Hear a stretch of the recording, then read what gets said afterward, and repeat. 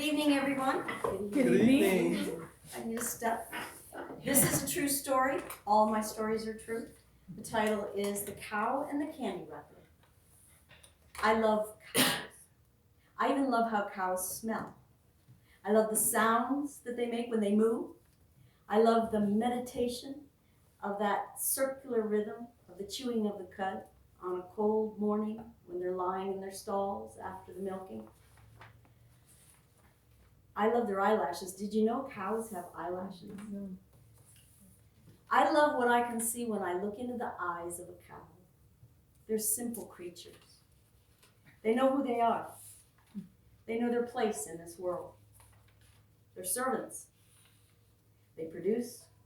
They give themselves to us as food. And they die. I didn't always know cows.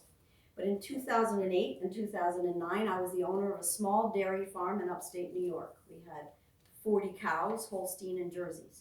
Most of them knew each other. They had grown up together in the same herd. It was a very short time to be a farmer, but I learned many things from the cows. And perhaps one lesson, the most important in my life, the kind of person that I want to be. A herd is a community of individual personalities. I watched them be hurt. I watched them care for their young. I watched them care for each other's young and for each other. I saw them fuss over their circumstances. Number 235 and 172 refused to stand next to each other during the milking. But 576 and 340 were inseparable sisters, cows. Number 98 was a kicker. She would not be milked from the left side, only from the right side. During the winter, the cows stayed in the barn.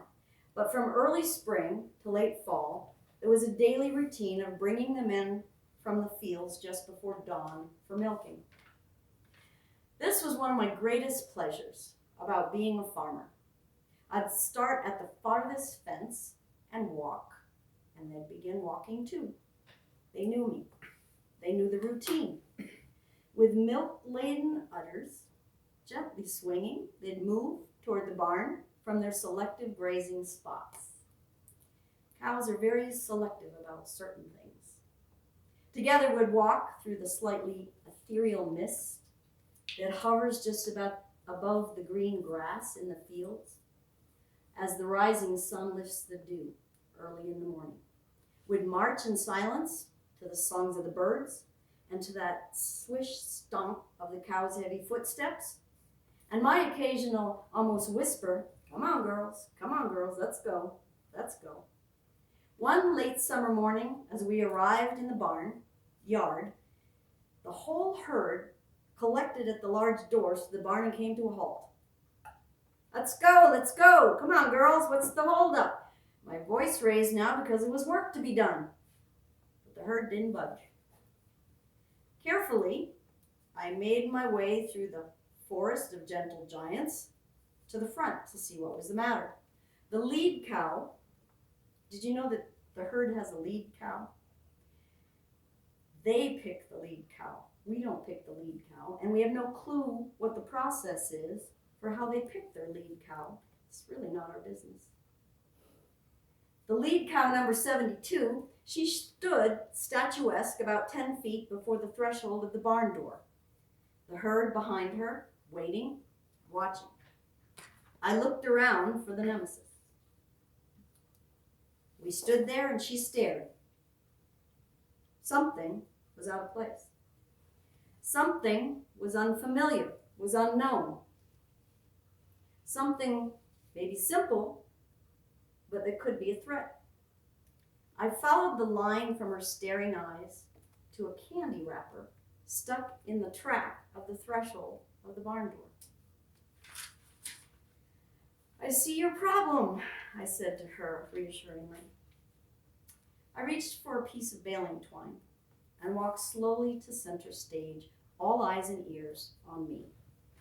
You see, I couldn't just walk in front of the herd and pick up this little stronghold, because once it was out of sight, the herd would move, possibly too fast, and I could be trampled to death. I tied the end of the baling twine to the candy wrapper and then stepped aside out of harm's way, gave it a yank. The lead cow moved, the herd followed, and the morning routine continued without further ado. I love cows, but I wouldn't want to be a cow. Not even the lead cow. No, I wouldn't want to be the one who stands at an open door, petrified by a small but possibly perilous obstacle, while others who depend on me stand waiting and watching.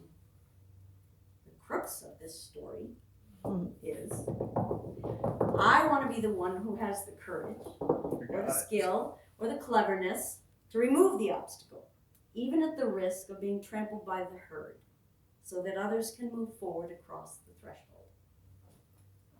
Ah. Good job.